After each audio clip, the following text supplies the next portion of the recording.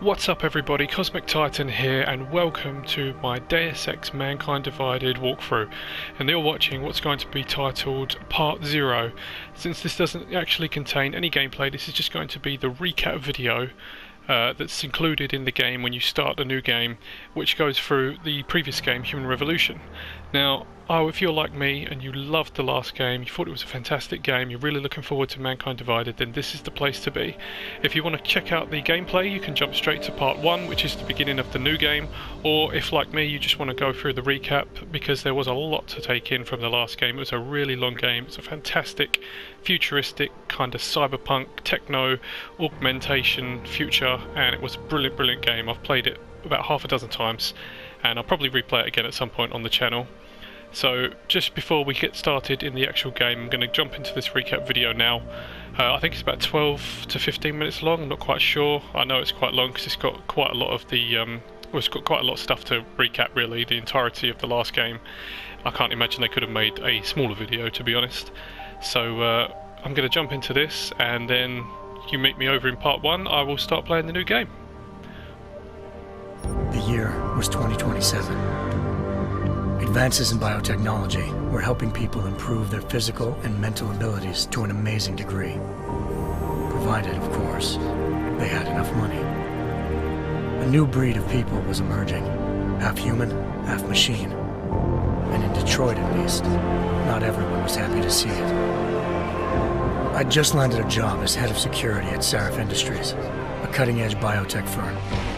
David Sarif himself handpicked me for the job. Said he needed me to keep his people safe. My ex, Megan Reed, was one of them. Brilliant neuroscientist, Megan had found a way to make augmentation safe and affordable for everyone. All she had to do was present her research to Congress.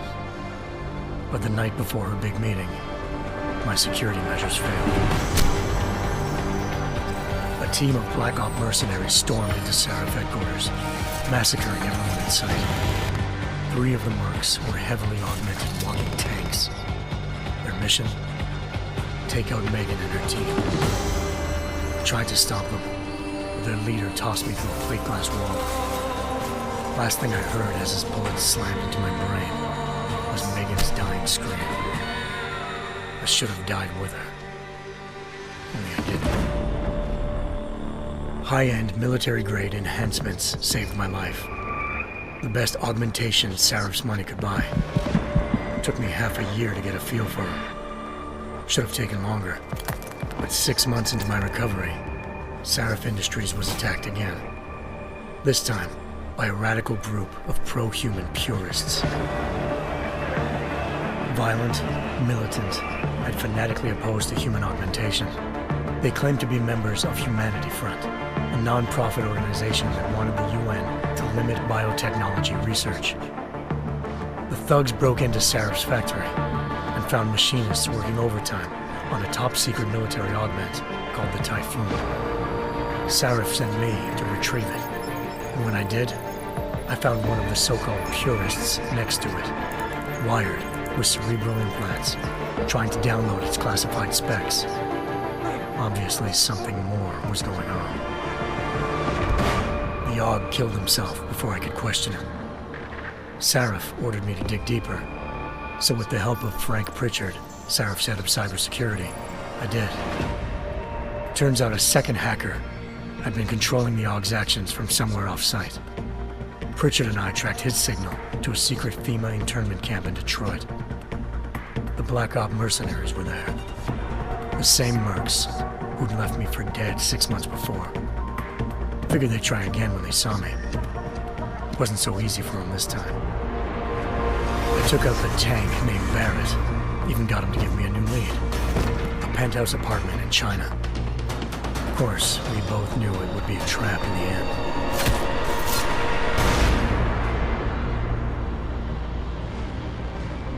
Hengsha Island, China. Home to a city so crowded, they had to build a second city on top of it. Trying to find clues in Hengsha wouldn't be easy. Lucky for me, I wasn't alone. Farida Malik, Sarif Industries' ace pilot, had lived in Hengsha before. A good person to have on your side. She knew enough about the place to get me around. Malik dropped me in the lower city, close to the penthouse Barrett had told me about. Bell Tower Associates, a private security firm under contract to the Chinese government, had agents tossing the suite when I arrived. Just not for the reason I'd been expecting. Turns out the man who lived there was a criminal hacker named Van Bruggen. The same hacker who'd been remotely controlling the Aug in Sarah's factory. Van Bruggen's panicked decision to force the man to commit suicide had been a mistake. Now his mercenary partners were gunning for him, and I needed to find him before they did.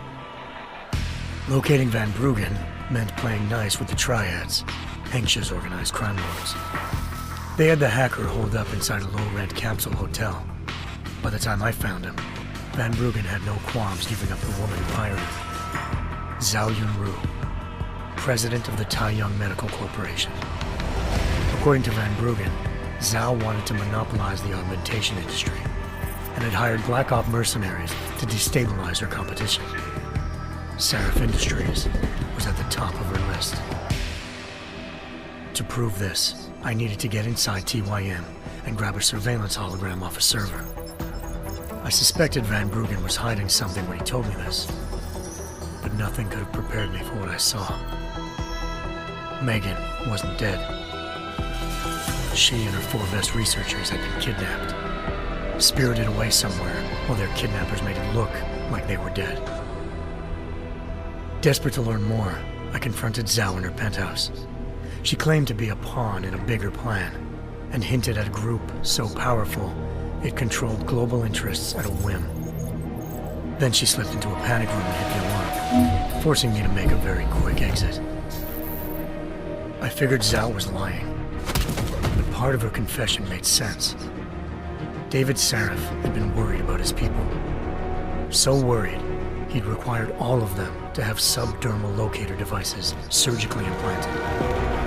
The GPOs would have been broadcasting the day of the attack.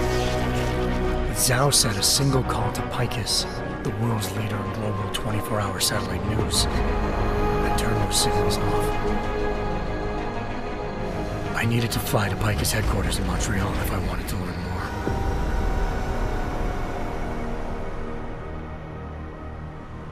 Eliza Cassan, Picus Communications' First Lady of News. Malik thought I was reaching when I told her Eliza was involved in this. The world's most famous news anchor, working with a mercenary hit squad. But when I confronted Cassan in her office, she freely admitted to jamming Detroit's satellites the night Megan's team had been taken. Said she's just been following her commands. I suspected she wanted to say more. But Black Op mercenaries showed up looking to shut us both down. And just like that, the Eliza I'd been talking to disappeared. The mercs were led by an augmented killer I crossed paths with twice before. Fedorova, a woman who'd made silence her best friend. She waited for me to track Eliza's transmission to a secret server room underneath the Picus complex, then jumped me from behind. A deadly fight ensued. I made sure she never moved silently again. With Fedorova down, and no one left to keep Eliza quiet, she reappeared. Turns out Picus's First Lady of News wasn't a lady at all. She was a sophisticated AI program, engineered to monitor data streams and control what people believed. Eliza told me the mercs had brought in a Humanity Front doctor named Isaiah Sandoval to remove the scientist's implanted tracking devices while Detroit's satellites were down. She also told me to speak to David Seraph if I wanted to learn more. By the time Malik and I got back to Detroit, tensions between normal and augmented citizens had reached a flashpoint. Riots were breaking out in several cities. The UN was being urged to intervene. Seraph was trying hard to convince Hugh Darrow, the inventor-turned-philanthropist who'd once been a leading proponent of enhancement technologies, to help stop a possible regulatory vote. Seraph had a lot riding on Darrow. Megan's discovery would have given millions of people the chance to evolve beyond their normal human abilities, and at the same time catapulted Seraph Industries to the top of the Fortune 500. According to Seraph, Megan's kidnappers knew this, and didn't want people evolving unless they controlled how it was done. He called his enemies Illuminati, and urged me to keep searching.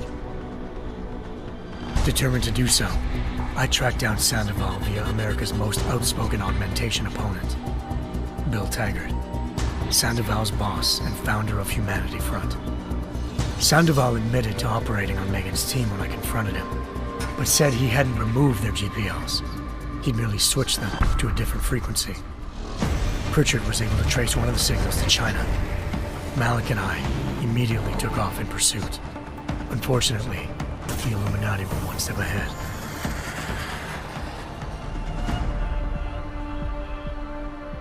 Ambushed.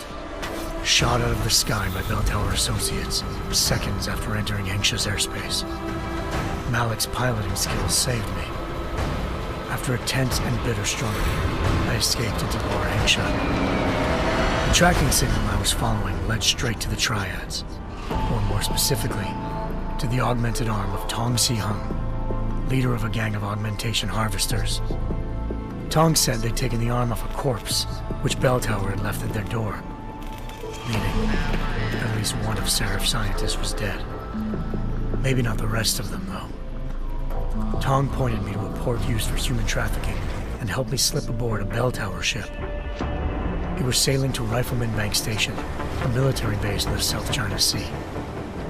Bell Tower was holding kidnapped civilians as prisoners there, and using them to perfect the Hyron Project, a human-computer interface that left most of its test subjects dead.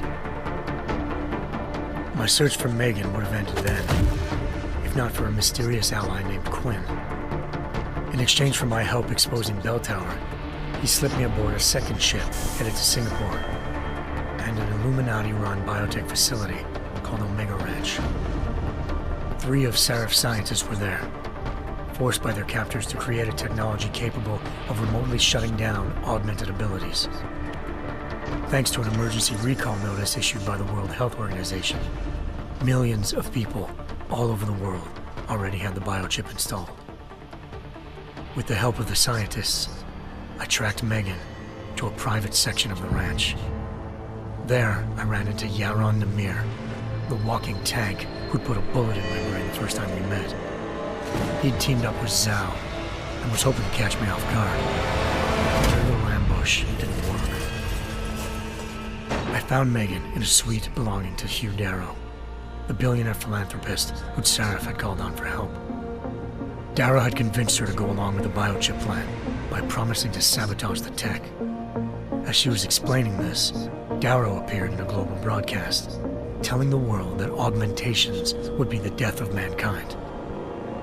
Then he activated the biochips to prove his point. All over the world, augmented people flew into a killing frenzy. Darrow had betrayed everyone, and it was up to me to set things right. To do it, I had to reach Panchaea, a massive installation in the Arctic Ocean. As I raced through corridors built by an all-augmented workforce, I saw death and destruction firsthand. By the time I shut down Darrow's broadcast, I knew the damage he'd done. Still, humanity's future remained unclear. How would the world react to this sabotage? Would people ever regain their faith in augmentations again?